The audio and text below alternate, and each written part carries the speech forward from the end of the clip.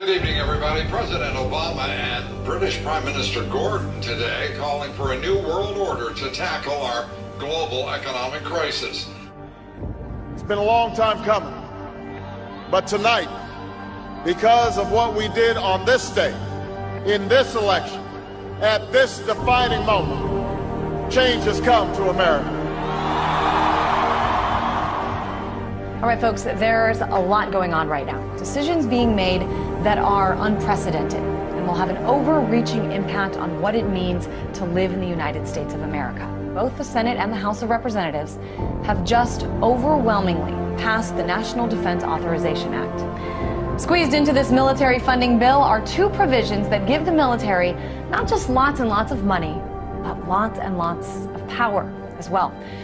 A new generation of surveillance drones could soon be watching us all. The Federal Aviation Administration is expected to announce plans to expand the use of domestic drones in American airspace. Well, get ready to look up at the sky and see drones hovering above. As of now, unmanned aircraft could only be used by military airspace and by certain law enforcement agencies. But this week, Congress passed a bill that would allow for commercial and private use of the drones.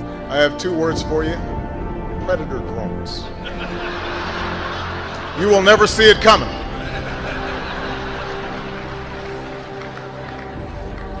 You think I'm joking?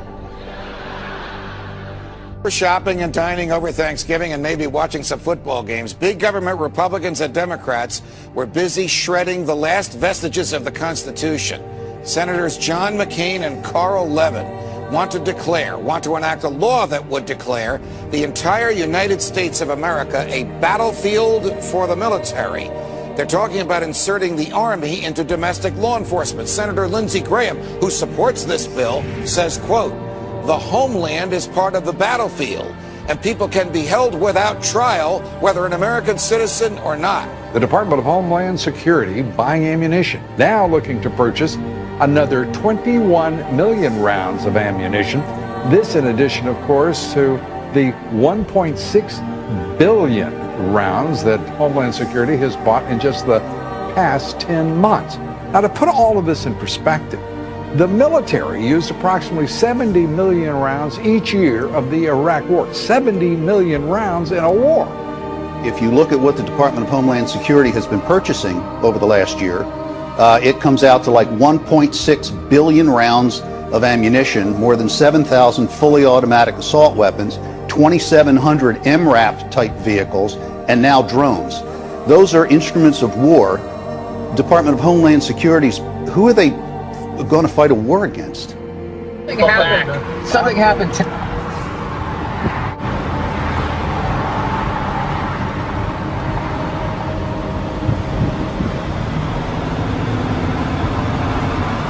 Robert Whitaker, the tactical supervisor for El Paso SRT for Homeland Security Investigations.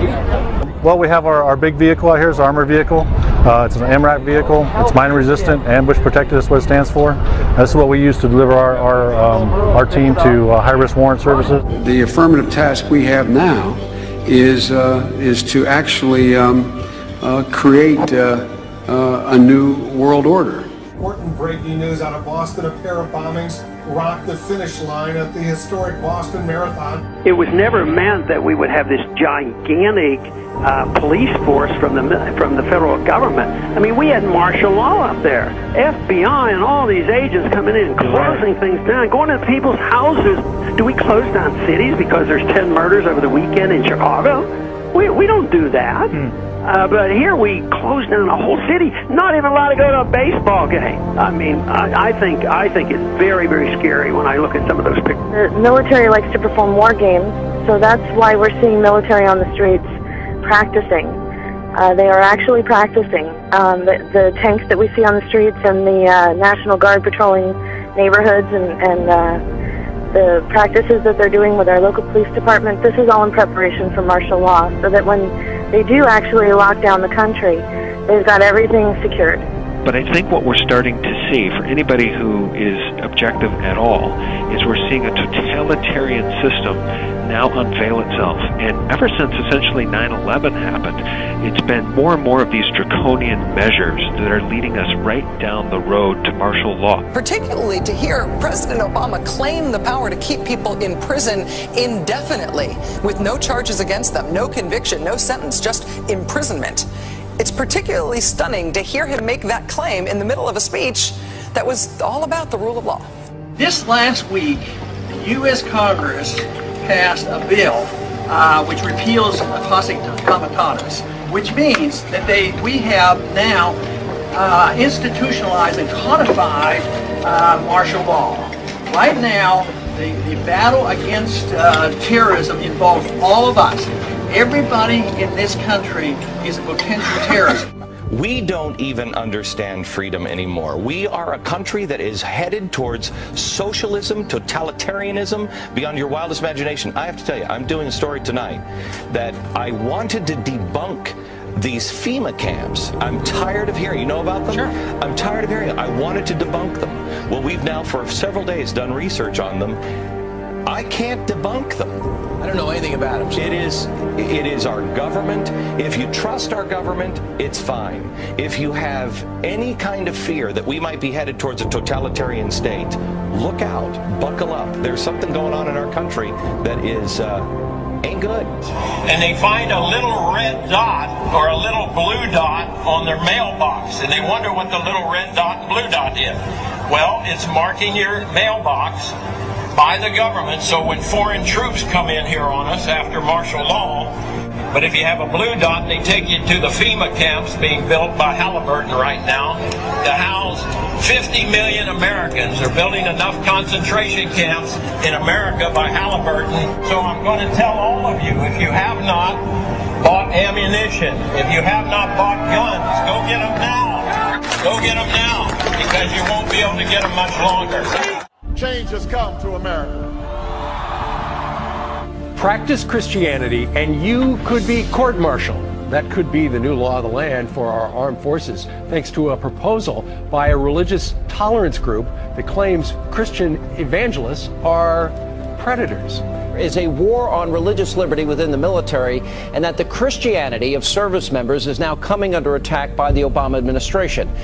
It's so incredible. Here's a new article by Kurt Nimmo that's got links to Fox News, Denver papers, you name it. The state police have gone public and said, we're in federal training now where they're asking us, will we confiscate guns from Christians? Now, do you understand how even more illegal that is? Behind the scenes, they're training for what can only be called a foreign authoritarian takeover of this country via the federal government and the foreign banks. Here's the article. Colorado troopers trained to consider Christians as dangerous terrorists. Absolutely amazing. And it's all bibliographed. It's all linked to it being announced, to it being reported.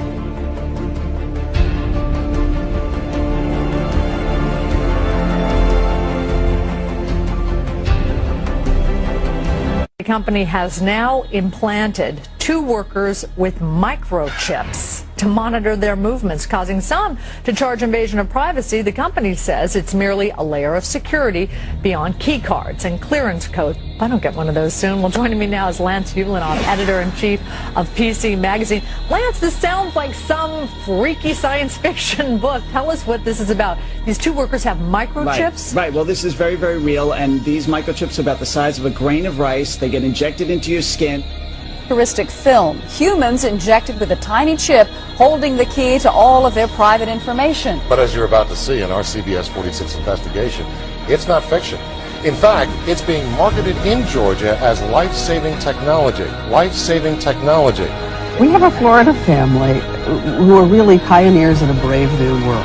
They have volunteered to be the first ever to have microchip identification devices implanted into their body. It is the first implantable microchip for humans that has multiple security, financial, and healthcare applications. One thing I would just suggest, I'm just an outside soon-to-be investor. I love this idea, by the way, Scott. I think this... The Northside Independent School District in San Antonio has put tracking chips in the ID badges for more than 4,000 high school students. Well, it looks and sounds like something out of the future, but a new palm scanning device will help Bossier Parish schools keep better track of what children are eating at. The electronic device will be implemented at all Bossier Parish schools. Now we're seeing a complete totalitarian takeover of the United States of America. And we've been talking about this for years now. This is the police state. This is the police state. This is what a total breakdown of our society looks like. But we're seeing all of this intensify. This is all intensifying around the Second Amendment. Should we be able to own guns or not? Let's take guns away from the people. These are very big, very hardcore issues. No matter what your purpose is, you must leave. If you do not disperse, you may be arrested and or subject to other police action. The use of riot control agents and or less lethal munitions, which could cause risk of injury to those who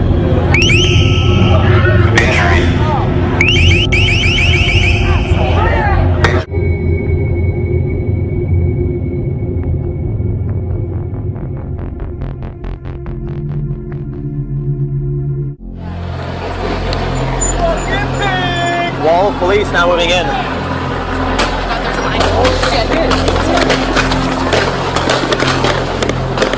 American, every person on United States soil or international soil can be deemed as a terrorist. If they have really any reason to want to detain you, they don't need to acknowledge your Fourth Amendment rights.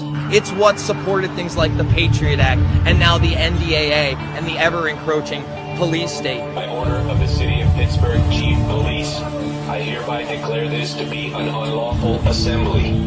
I order all those assembled to immediately disperse. You must leave the immediate vicinity. Urban military training exercises are becoming an increasingly common sight in many U.S. cities. The Department of Homeland Security has spent the past year acquiring more than 1 billion rounds of high-performance ammunition. Do these developments suggest concerns over a potential terrorist attack? Are they preparations for widespread social upheaval? Is there perhaps something even more sinister underway? There's an insider at the Department of Homeland Security who described urban warfare training as, quote, desensitizing exercises all across the US, adding that, quote, we're being prepared for mass civil unrest in major US cities. DoD will be expected to help when we're requested.